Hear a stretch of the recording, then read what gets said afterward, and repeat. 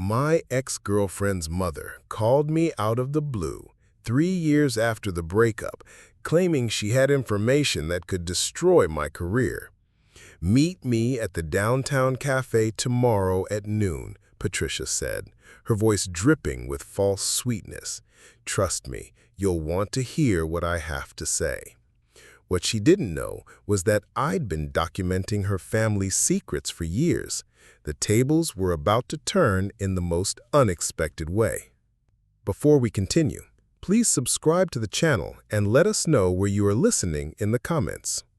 The rain drummed against my apartment windows as I stared at my phone, still processing Patricia Morrison's unexpected call. 3 years. It had been 3 years since I'd broken up with her daughter, Jessica, and I hadn't heard from either of them since. "David, honey," Patricia had cooed into the phone, using that same manipulative tone I remembered from family dinners. "I know this might seem strange, but I have some information about you that certain people might find very interesting." The threat was clear, even wrapped in her saccharine delivery. Patricia Morrison had always been a woman who collected secrets like trophies, using them as leverage whenever she needed something. During my 2-year relationship with Jessica, I'd watched her mother systematically manipulate family members, friends, and business associates with carefully gathered information. I sat in my leather chair, the one Jessica had always criticized as too expensive, and thought about what Patricia might have discovered. My consulting business had grown significantly since the breakup. I now handled sensitive corporate restructuring projects for major companies, work that required absolute discretion and a pristine reputation. What could she possibly know? The answer came to me slowly, like a cold realization creeping up my spine. Jessica. During our relationship, I'd confided in her about everything. Client names, project details, personal struggles with my business partner. Information that, in the wrong hands, could indeed damage my career. I pulled out my laptop and opened the folder I'd labeled Morrison Family Research. During my relationship with Jessica, I'd started documenting her family's behavior patterns after noticing their toxic dynamics. What had begun as personal notes to help me navigate family gatherings had evolved into something much more comprehensive. Patricia Morrison wasn't just a manipulative mother-in-law. She was a woman with her own dark secrets. I scrolled through newspaper clippings, court documents, and social media screenshots I'd collected over the years. Patricia's financial consulting business had been investigated for tax evasion in 2019. Her husband, Richard, had been arrested for insurance fraud in 2021, charges that were mysteriously dropped after Patricia suddenly acquired a substantial legal defense fund. Most interesting of all were the bankruptcy papers I discovered last year. Despite their lavish lifestyle and expensive home, the Morrison family was drowning in debt. Patricia's consulting business was failing, Richard's contracting company had lost 3 major clients, and they were facing foreclosure on their mortgage. Desperate people make dangerous choices.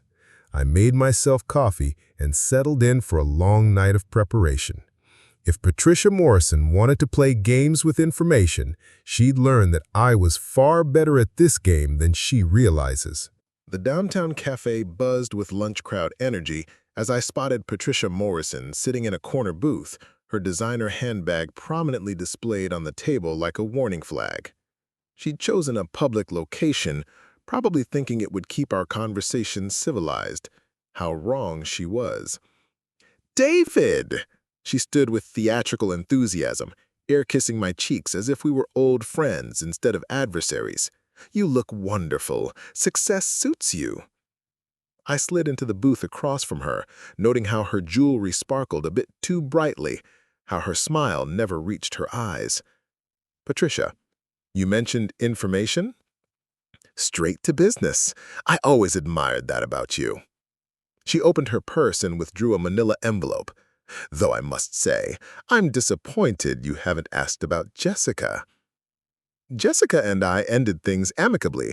I have no reason to inquire about her personal life. Patricia's smile sharpened. Amicably.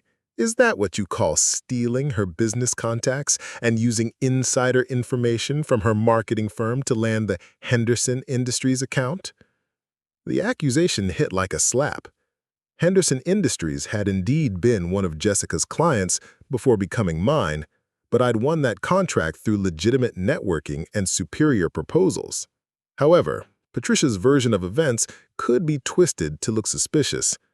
That's a serious allegation, I said carefully. It's also a true one. She slid the envelope across the table. I have emails, David. Emails between you and Jessica, where you specifically discussed Henderson's upcoming merger plans. Information that wasn't public knowledge at the time. I opened the envelope, finding printouts of email conversations I barely remembered. Casual discussions with my then-girlfriend about our respective work challenges. Nothing criminal, but potentially damaging if presented in the wrong context. What do you want, Patricia? $50,000. Her voice dropped to a whisper. Consider it a consulting fee for my discretion. And if I refuse? These emails find their way to Henderson Industries' board of directors, along with a detailed explanation of how you violated client confidentiality. Your other clients might find this information interesting. I studied her face, noting the slight tremor in her hands, the way her eyes darted nervously around the cafe. This wasn't just greed. This was desperation. $50,000 is a substantial amount. I'd need time to arrange the funds. Relief flooded her features. Of course, I'm not unreasonable. Shall we say 1 week? 1 week. I closed the envelope and stood. I'll be in touch. As I walked away, I could feel Patricia's satisfied gaze following me. She thought she had won.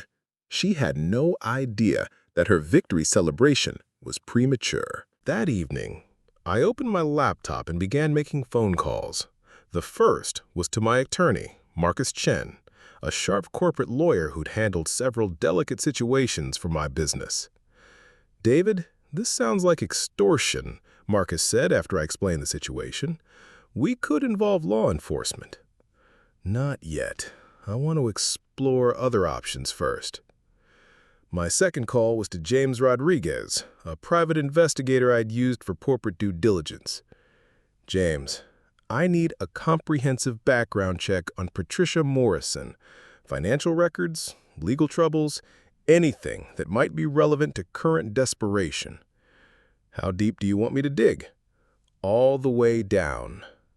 While James worked his magic, I spent the next 3 days analyzing every piece of information I'd collected about the Morrison family. The picture that emerged was fascinating and disturbing. Patricia's financial consulting business had been a front for money laundering operations connected to Richard's construction company.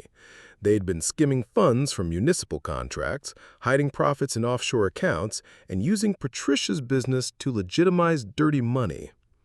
But their scheme had collapsed when their primary contact in the city planning office retired. Without insider information about upcoming projects, Richard's bids became uncompetitive. The money pipeline dried up, leaving them with massive debt and no legitimate income to cover their lavish expenses. Most importantly, I discovered that Patricia had made a critical error. In her desperation to maintain their lifestyle, she'd begun stealing from her consulting clients' escrow accounts. Small amounts at first, but increasingly larger sums as their situation grew more dire. I now had evidence of embezzlement, tax evasion, and fraud. Information that could destroy Patricia Morrison far more thoroughly than her emails could damage me. On Thursday morning, I called Patricia and arranged to meet at the same cafe. "Do you have my money?" she asked immediately, skipping pleasantries entirely. "I have something better." I placed a thick folder on the table. Information. Her confident expression faltered. "What kind of information?" "The kind that could put you in federal prison for 15 to 20 years. I opened the folder revealing bank statements, transaction records, and correspondence with her embezzlement victims. Patricia Morrison, financial consultant and money launderer. The color drained from her face. This is... How did you...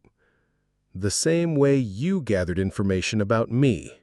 Carefully, thoroughly, and with great attention to detail. She reached for the folder, but I pulled it back. Here's my counter-proposal. You destroy every copy of those emails. You never contact me again, and you have 48 hours to return every penny you've stolen from your clients before I turn this evidence over to the FBI. You can't prove anything, she whispered, but her voice lacked conviction. Bank records don't lie, Patricia. Neither do federal forensic accountants. I stood and gathered my materials. 48 hours. Choose wisely. As I walked away, I heard her chair scrape against the floor, probably reaching for her phone to call her lawyer. It didn't matter. The evidence was overwhelming, and she knew it. 2 days later, my attorney received a certified letter confirming that all copies of the allegedly compromising emails had been destroyed. A week after that, local news reported that Patricia Morrison had voluntarily returned funds to several clients after discovering accounting irregularities in her business. Sometimes the best defense is a stronger offense. Patricia Morrison had tried to leverage information for personal gain, never realizing that her own secrets were far more dangerous than anything she'd discovered about me. The Henderson Industries contract remained mine, legitimately earned and legally secured. And I never heard from the Morrison family again. Have you ever been targeted by someone trying to use your past against you? How did you handle the situation and protect yourself from manipulation? If stories of turning the tables on manipulative people resonate with you, subscribe to Hidden Hearth for more incredible tales of justice and clever comebacks. Like this video and share your experiences in the comments below.